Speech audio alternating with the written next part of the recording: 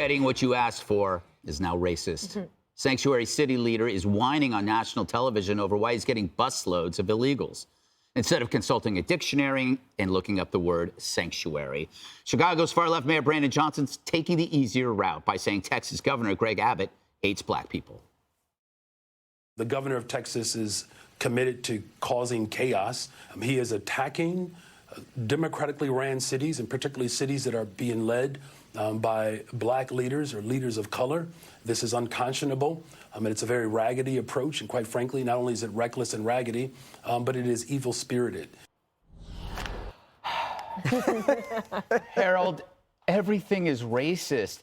Here you have a person of color crying racism when people of color are sent to his city. Isn't he the racist then, if he's saying, please, no more brown people? I don't. You ready? I don't think that this is racist what Governor Abbott is doing. I've said before. I think this is politically it's ingenious. Substantively, I hope that the governors of all stripes, political stripes, and political ideologies will say this is what we need to be doing more of in Washington. Let us be clear where we are. The Congress and the Senate and the President are trying to negotiate a deal to do three things: to help fortify and bring some sanity to what's happening at our border, and to find ways to fund our friends in Israel as they fight Hamas, and find ways to fund the Ukrainians as they try to push back Putin. It's been weeks now. October 7th, obviously, was the invasion from Hamas and Israel. We're now we're into the new year, and we're still at a standstill because these clowns in Washington can't come together and figure out how do we appropriate money and how do we figure out what the new policy should be. That mayor is wrong, and I hope that perhaps his words are interpreted by those who are adults and serious in Washington, and for that matter in politics, to do something.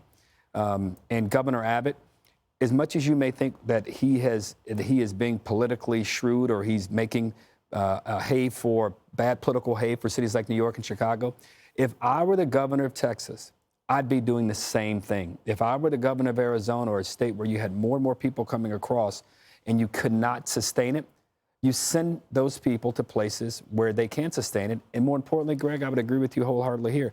These are people that for a long time said they wanted exactly these things. So I think you're right there. Thank you so much. That's all I needed to hear. You could have skipped all that stuff. Yeah. Oh, my God. All right. You know, Dana, remember how the left always cries about fairness?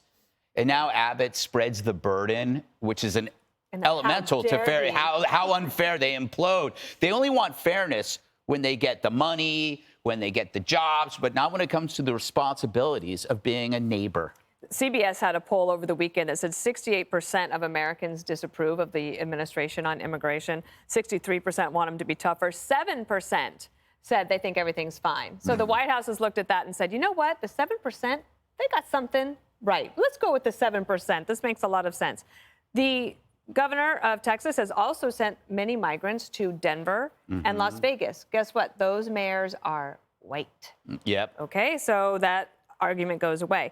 The Democrats, these mayors that are not banding together as a group, they would be more powerful if they did this, band together as a group and demand that the White House do something. They're doing the Biden administration no favors and themselves no favors. I believe that Brandon Johnson is at a 28% approval rating, which is no bueno. No, ooh, that's Spanish for not good. No bueno. See, going to Spain really helped you. Jesse, I'm going to take Mayor Johnson's lead and go, you know why he's attacking Governor Abbott?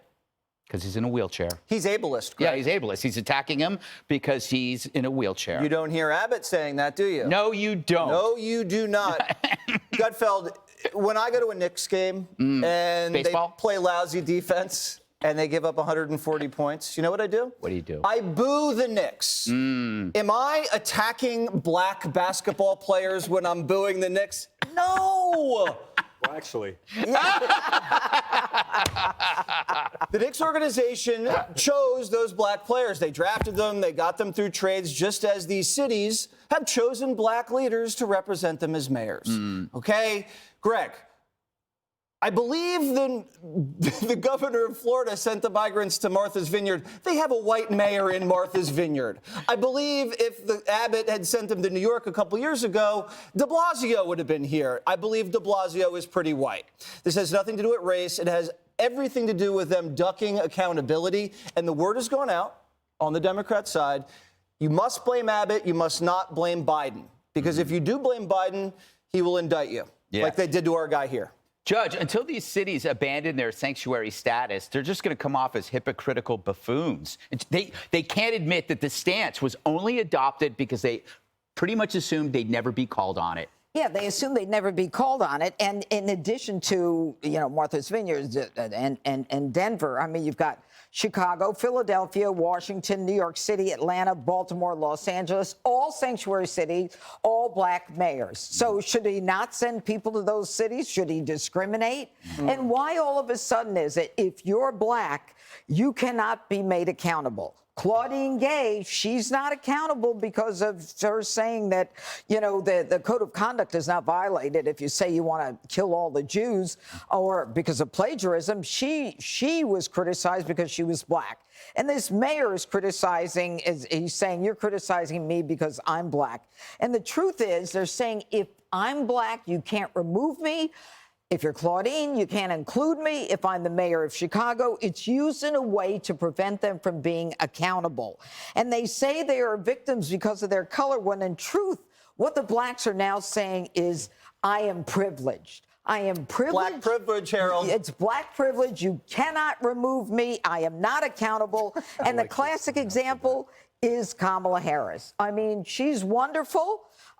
She hasn't done anything that we can think of, but, you can't criticize her because she's black. Please denounce your black privilege right here on the show, Harold Ford Jr. I will gladly accept white privilege and substitute for the black privilege you guys are talking about. That's great. You have a choice of two. So do I. No, So you're do I. 1%. I get enough. Hey, Sean Hannity here. Hey, click here to subscribe to Fox News YouTube page and catch our hottest interviews and most compelling analysis. You will not get it anywhere else.